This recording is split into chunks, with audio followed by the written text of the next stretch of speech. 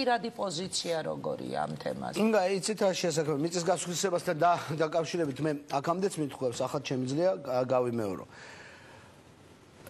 ჩვენს სოფელში, ანუ არა ცენტრალურ ქალაქებში ძალიან მძიმე არის ყოფა და მძიმე არის ბევრი თვალსაზრისით. ეს არის დემოგრაფიული მდგომარეობა, ეს არის ჩვენი უნარი, სოფლის მეურნეობა გახდეს ქვეყნისთვის არა წამყვანი, არამედ ერთ-ერთი დარგი. ეს არის მარტივად რო ვთქვათ ის რეალობა, რაც ყველა ვინც შეხება აქვს სოფელთან იცის, რომ სოფელში ადამიანები მიწაზე მუშაობენ არა იმისთვის, რომ ეს იყოს შემოსავალი, არამედ ფიზიკურად იმისთვის, რომ გადარჩნენ და ასე ვთქვათ მიიღონ სარჩო საბადებენ. ხო, ამის იქეთ სამწუხაროდ ბიზნესის თვალსაზრისით ვერ მიდის სოფლის მეურნეობა. და მე მახსენდება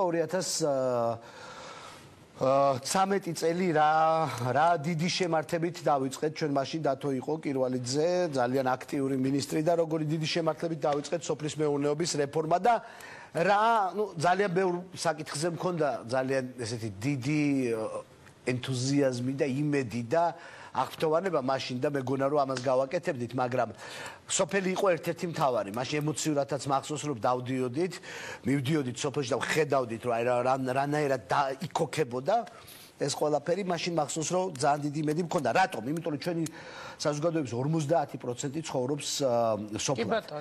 და სოფლად არ არის შექმნილი არანაირი პირობა იმისთვის, რომ ბიზნესი წარმოიქმნას. ეს ბევრი რამით არის განპირობებული, იმით რომ დაუშვათ შესაბამისად ფულის შესვლა არის პრობლემური, ბანკების მუშაობა არის პრობლემური, სახელმწიფო დაზღვევა არის პრობლემური, მიწის ბაზარი არ არის შექმნილი და ასე შემდეგ. შორიდან უვლით ახლა პასუხს მე. არა, უბრალოდ ისეთი კითხვა მომეცით, რომელიც ემოციურად მეხება და იმიტომ რომ პოლიტიკურს არაფერს არ ვდებ შიგნით. მართლა მეხება და მე თვითონ ასე ვთქვათ მიწასთან მომუშავე ადამიანი ვარ და იქედან გამომდინარე. ისე ძირითადად მართლა სუდუშეთში ცხოვრობთ, როგორც სუდუშეთში ხართ, ანუ თბილისში არ ხართ, ხო? ნუ თბილისში თუ ვარ, ჩემებთან მთაწმინდაზე ხარ. მაგრამ ძირითადად ცხოვრობ დუშეთში. ხო, სუდუშეთში. კარგით, გადავიდეთ. ხო და აქედან გამომდინარე, სხვა შორის მინდა ვთქვა, რომ ჩვენ დუშერებს ძალიან არ მოგწონს, რომ არ აცხადებენ არც ერთ სატელევიზიო არხი ჩვენს ამინდის პროგნოზს.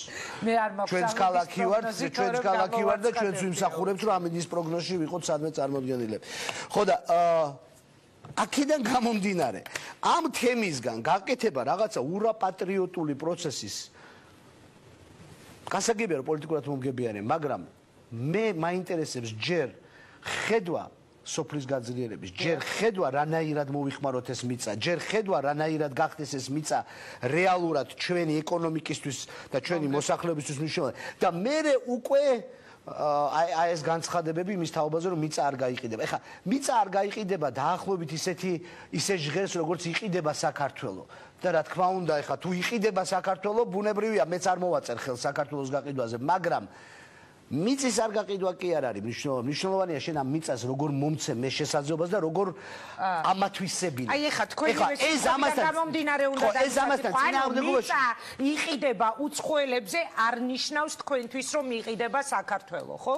ანუ არ მე ვამბობ რომ ჯერ მაჩვენე რაღაცა სქემა, რომელშიც უცხოელსაც დააინტერესებ, ქართველსაც დააინტერესებს, ბანკს დააინტერესებ, რომ რეგიონში ფული წაიღოს და ის პატარა 1000 კვადრატიანი მიწის ნაგლეჯებისგან რაღაც ჯერ ეს მაჩვენე და მე თუ ამაში ჯდება რომ ან სასაზღვრო ზოლი არ გავასხვისოთ, ან მთლიანად მიწა არ გავასხვისოთ, ან უზურპრუქტით ეს უკვე ამას უნდა მოყვებოდეს. ანუ ამ ეტაპზე აკრძალვას თქვენ არ ემხმარებთ. ამ ეტაპზე ამ აკრძალვის შინაარსს ვერ ვხედავ, ანუ რას მეუბნები ამით. გარდა იმისა, რომ მე საქართველოს არ